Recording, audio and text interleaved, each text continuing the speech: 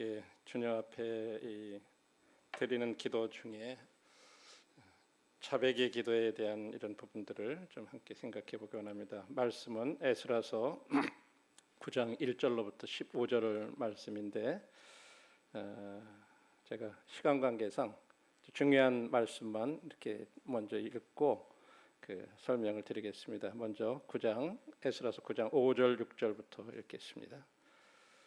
저녁 제사 드릴 때에 내가 근심 중에 일어나서 속옷과 겉옷을 찢은 채 무릎을 꿇고 나의 하나님 여호와를 향하여 손을 들고 말하기를 나의 하나님이여 내가 부끄럽고 낯이 뜨거워서 감히 나의 하나님을 향하여 얼굴을 들지 못하오리니 이는 우리 죄악이 많아 정수리에 넘치고 우리 허물이 커서 하늘에 미침이니이다. 10절입니다. 우리 하나님이여 이렇게 하신 후에도 우리가 주의 계명을 저버렸사오니 이제 무슨 말씀을 하오리이까? 지금 저희들이 읽은 이 말씀의 배경은 이스라엘 백성들이 70년간 바벨론에서 포로로 있다가 스룹바벨 영도하에 1차 이렇게 귀환을 하고 그때 돌아와서 이제 성전을 재건을 합니다. 그리고 이제 2차로 에스라 영도하에 이렇게 돌아오게 되는데 그 기간이 한 58년 정도가 돼요.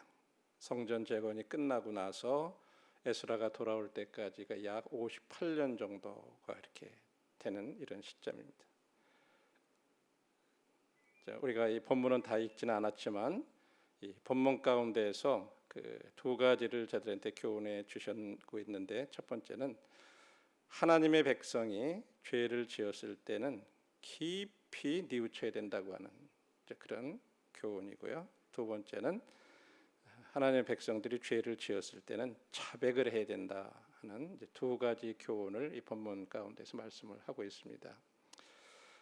먼저 그 내용을 깊이 뉘우침에 관한 부분은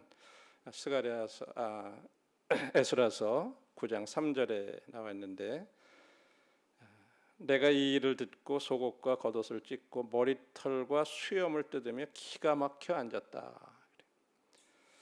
에스라가 이제 그 58년 후에 이렇게 돌아왔는데 그 사이에 일어난 일들에 대해서 어떤 방백들이 에스라에게 나와가지고 보고를 해요.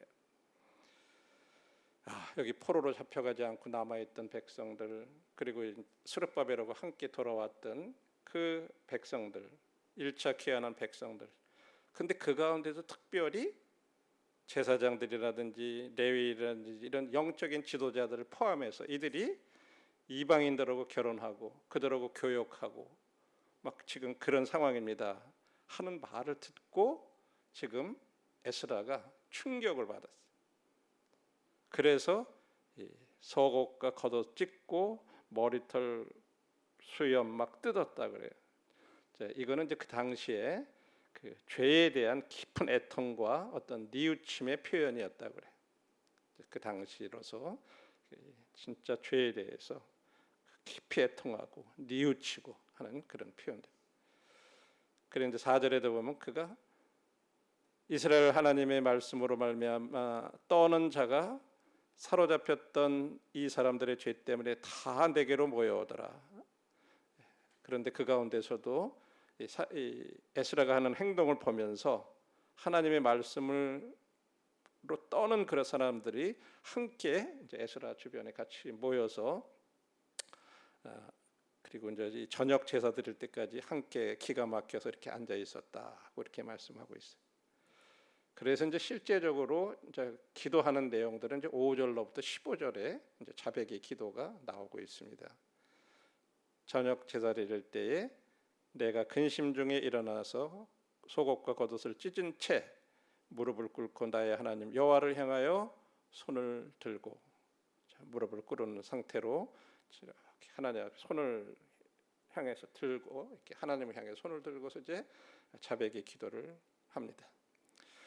우리가 이제 내용 가운데서 이 자백의 기도 가운데서 나타난 몇 가지 진리들을 이렇게 살펴보면, 첫 번째는 죄는 아주 심각한 것이다 하는 것을 이렇게 볼 수가 있습니다.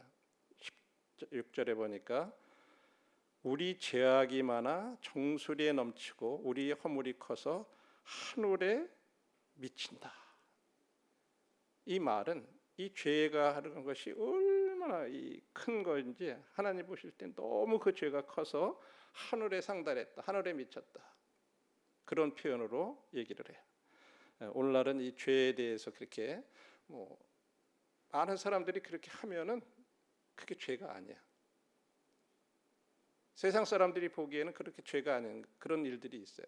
왜? 많은 사람들이 그냥 수용하니까. 그런데 하나님 보실 때는 그것이 굉장히 큰 죄라고 하는. 그러니까 사람들이 그래서 죄의 심각성을 많이 못 느낀다고 하는 거죠. 죄는 나는 진짜 하나님이 보시는 어떤 이 죄의 심각성을 인식하고 있나. 근데 지금 에스라 같은 경우는 진짜로 우리 허물이 커서 하늘에 미칠 정도로 그렇게 이 죄가 진짜 심각한 거다 하는 그것을 첫 번째로 이렇게 말씀하고 있어요. 그 다음에 두 번째로는 그 죄가 다른 사람들에게 미치는 영향에 대해서 얘기를 해주고 있어요. 7절에 그래요. 우리 조상의 때로부터 오늘까지 우리의 죄가 심함에 우리의 죄악으로 말미암아 우리와 우리 왕들과 우리 제사장들을 여러 나라 왕들의 손에 넘기사 함께 죽으며 사로잡히며 노략을 당하며 얼굴을 부끄럽게 하심이 오늘날과 같음이니이다. 이 죄 때문에 우리들, 우리 왕들, 우리 제사장들 이를 다른 여러 나라의 왕들의 손에 넘겨서 죽고 사로잡히고 노략당하고 얼굴을 부끄럽게 당하는. 그래서 이 죄는 그냥 나로서 끝이는 것이 아니라 다른 사람에게까지도 이렇게 영향을 미친다고 하는 것을 이렇게 자백의 기도 가운데서 말씀하고 있어요. 여기서 또한 에스라는 그 죄가 그냥 조상들에게만 있는 것이 아니라 우리의 죄, 우리의 죄악이라서 자기 자신도 거기에 같은 한 백성으로서 동일시하는 그런 부분들을 볼 수 있고요. 그다음에 이 에스라는 기도하는 가운데서 하나님의 속성들에 대한 것을 이렇게 얘기를 해주고 있습니다. 8절에서는 하나님의 은혜에 대해서 언급을 하고 있고요. 이제 우리 하나님 여호와께서 우리에게 잠시 동안 은혜를 베푸사 얼마를 남겨도 피하게 하신 우리를 그 거룩한 처소에 박힌 목과 같게 하시고 우리 하나님이 우리 눈을 밝히사 우리가 종로로 타는 중에 조금 소생하게 하셨나이다. 하나님께서 우리의 죄악 가운데서도 하나님이 은혜로우셔서 얼마를 이렇게 남겨두셔서 피하게 하셨다. 이런 걸 기억을 하고 있습니다. 그 다음에 9절과 13절에서는 하나님의 자비에 대해서 언급을 해요. 우리가 불쌍히 여김을 입고 소생하여 우리 하나님의 성전을 세우게 하셨다.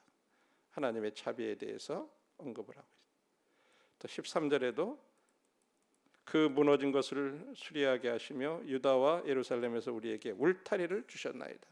하나님이 우리를 불쌍히 여겨서 성전을 세우게 하셨 뿐만 아니라 그 무너진 것을 수리하게 하시고 우리에게 울타리를 주셨던 이런 사실들을 기억을 합니다. 그 다음에 14절에서는 하나님의 우리가 어찌 다시 주의 계명을 거역하고 이 가증한 백성들과 통혼하오리까?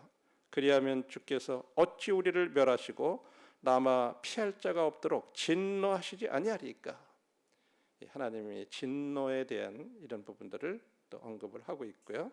이제 15절에 가서 보면 이스라엘 하나님 여호와여 주는 의로우시니 우리가 남아 피한 것이 오늘날과 같사옵거늘 도리어 주께 범죄하였사오니 이로 말미암아 주 앞에서 한 사람도 감히 서지 못하겠나이다 하니라.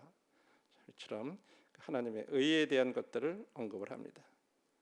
이런 걸 통해서 우리들이 가져야 될 태도 가운데 하나는 에스라가 그 조상들의 죄에 대해서 우리라고 하는 이런 표현을 많이 해요. 우리도 항상 이 죄에 대한 죄를 범한 어떤 그런 사람들에 대해서 하나님의 은총이 아니었다면 주님의 은혜가 아니라면 나도 저렇게 될 것이다 라고 하는 그런 자세들, 그런 태도들, 아무도 이 중대한 범죄로부터 벗어날 사람은 없다. 나도 예외는 아니다 하는 이런 태도들이 우리에게 필요하다고 하는 거예요. 에스라가 바로 그런 태도를 가졌어요. 뿐만 아니라 우리들의 이 지속적인 기도,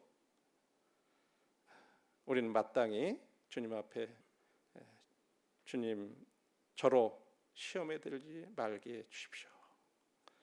우리가 형제자매님들이 죄를 범했을 때 또 그런 걸 볼 때 우리는 에스라처럼 반응을 보여야 될 것입니다. 왜? 우리는 같은 하나님의 가족들이기 때문에. 그걸 보고 정죄하거나 그런 것보다도 우리들이 나도 그럴 수밖에 없고 나도 예의가 아닌 그런 사람이라고 하는 어떤 그런 태도를 가지고 하나님 앞에서 계속 그런 마음으로 함께 기도를 해야 될 것입니다. 결론의 말씀은 우리들이 죄를 범한 어떤 형제자매들을 대할 때 나의 태도가 어땠는지를 우리가 돌아봐야 될 거예요. 우리는 서로 영적인 가족이에요. 우리라고 하는 어떤 그런 마음을 가지고 우리가 우리들 주변에 어떤 연약한 부분들 그런 것들이 또 넘어진 부분들이 있을 때 우리들이 그런 성도들에 대해서 진짜로 나도 하나님의 은혜가 아니었으면 그럴 수밖에 없는 사람이다.